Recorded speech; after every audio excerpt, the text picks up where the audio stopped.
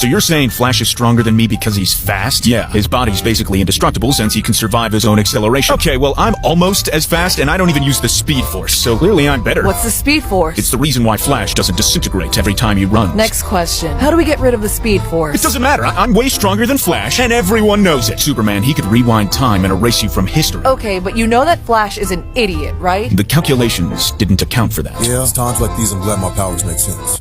You're glad that your powers make sense? Batman, just leave it. No, he said his powers make sense, didn't he? You know it. My power ring runs on pure logic. It does it? And would you care to explain it to me? Don't do it, John! It's a trap! It ain't a big thing. I just imagine an object and my ring creates it using logic. Okay, great. We all know how John's powers work. Let's move on, okay? Yeah, he just makes objects from light. Not a big deal, right? Exactly. Just one thing. You know that light is massless, right? I fail to see how this is relevant.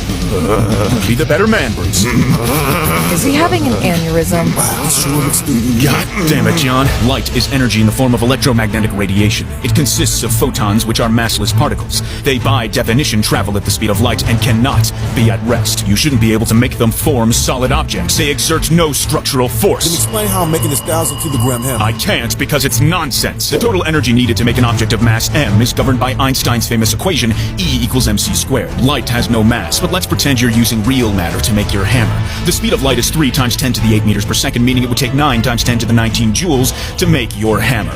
That's a 1 with 19 zeros after it. Yeah, my ring's pretty awesome, man. Just shut up, John! I bet you could lift a mountain without much energy. You can, and we can calculate how high rather easily. The energy it takes to lift something is equal to the object's weight times how high you want to lift it. Let's assume the mountain is Everest, with a mass of 10 to the 14 kilograms. We know that g, the acceleration due to gravity, is 9.8 meters per second squared.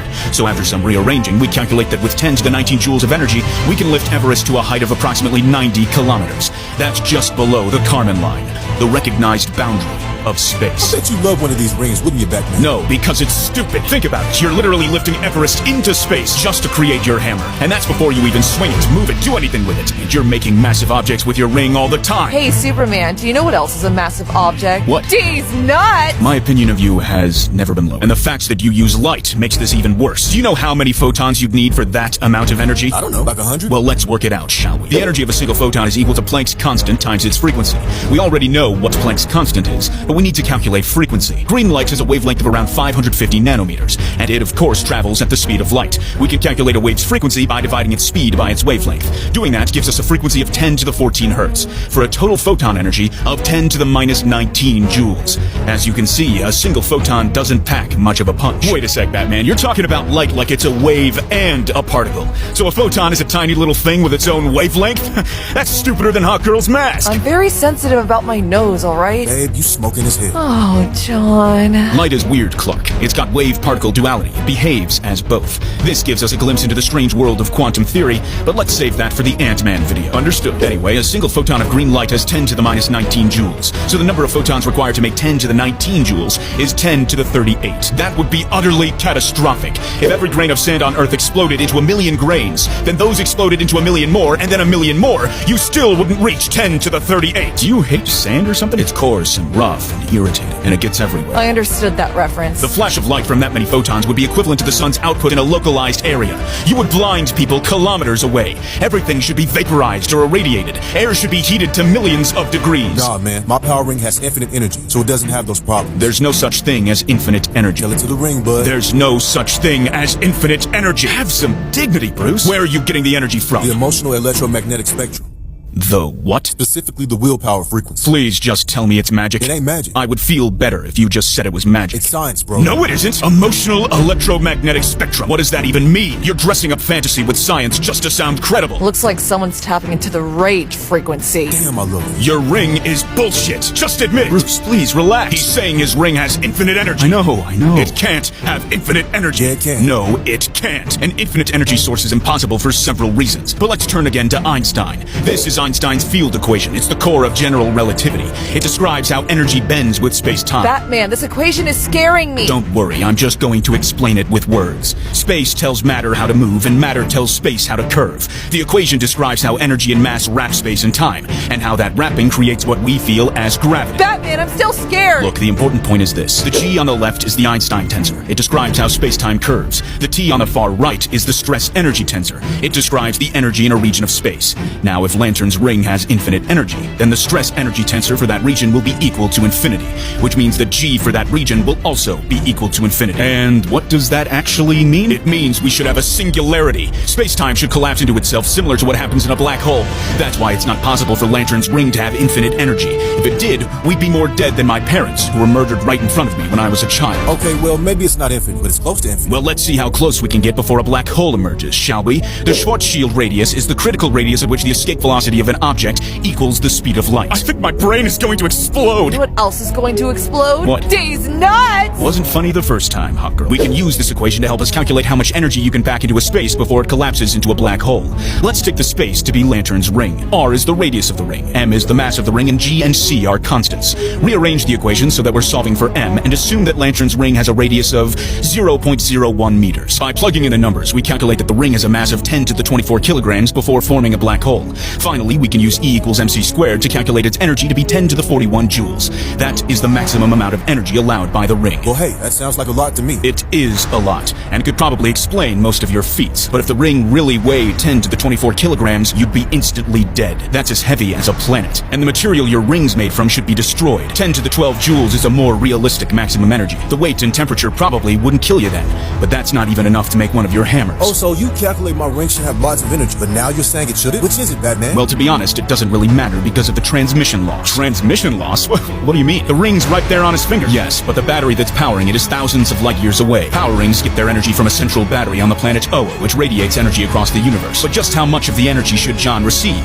Well, we can calculate that. This is the formula for energy spreading out from a point source in all directions. I is the intensity of the energy, P is its power, R is the distance from the source to the receiving object, and 4 pi r squared is the surface area of a sphere. Why a sphere? Well, John isn't the only Green Lantern, so it makes sense for Oa to spread the energy evenly over a sphere as it radiates outward. That way other lanterns can get energy too. Hal Jordan's a bitch. Word. The problem here is distance. Oa is roughly 10,000 light years from Earth. Let's say Oa broadcasts its energy at the same power as our sun. Then the intensity at John's ring is approximately 10 to the minus 15 watts per square meter. Assuming again that the ring has a radius of 0.01 meters, then its surface area is equal to 10 to the minus 4 square meters. The power the ring receives is equal to intensity times area, which gives us approximately 10 to the minus 18 watts, which isn't even enough to power a wristwatch. What the hell are you talking about, Batman? If the energy is infinite, then we have a black hole. And if it isn't, then we have nothing. Just admit it's magic, John. Just admit your ring's powered by magic. You're just jealous you can't make all the crazy shit I can. And just what can you make? Hammers, drills, make armor, the machine gun arm. What? Like a giant machine gun arm. He's such a hunk. And tell me, John, do you know how to build these things without your ring? You're gonna say it makes no sense regardless of which answer I give, aren't you? Let's assume you can. Let's get real wild here and pretend you're a genius. Well, guess what? Conscious thought only processes around 50 bits per second. Your Iron Man suit rip-off, legally distinct, would require at least 1 gigabyte of information. It would take you 5 years of constant thinking to build the suit, not seconds. Will I just tap into my unconscious mind? You can't consciously tap into your unconscious mind. If you could, then it wouldn't be your unconscious mind. And you wouldn't even want to. You'd go limp and piss yourself. Batman, please have some class. And if you don't know how to build your objects, then Oa must be transmitting the information to you. But much like with energy, not all of it's going to reach you.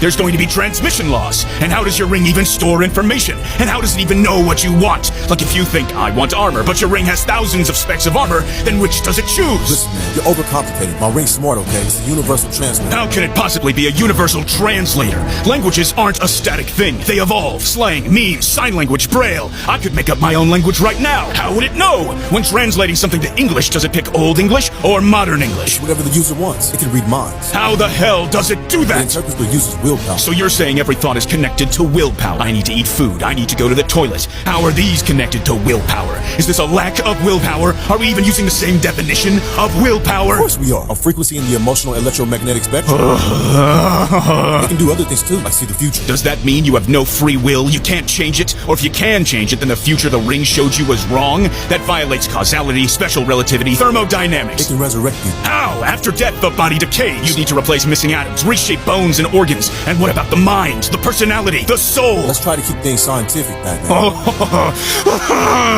It also has its own pocket dimension. I put bad guys in A there. region of space-time with its own volume, time flow, gravity, light. Do people age there? What happens if they die? How do things enter and leave? Just take a deep breath, Batman.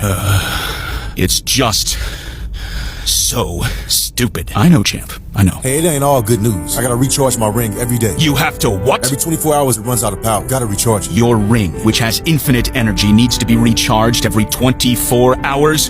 Do I even need to explain why that's stupid? To recharge it, I need to recite a sacred oath. Sacred oath? Are you in a cult? I don't think so. What happens if you don't recite it? Oh, we can't do that. Our leaders have absolute unquestioned authority, and there's punishment for dissent. Yeah, you're definitely in a Who cult. are you reciting the oath A to? bunch of space wizards in robes. John, are you a Jedi? Hell yeah, I am. I knew it! Maybe you're not just a scruffy-looking nerf herder after all. You can't call me that. I apologize. These nuts!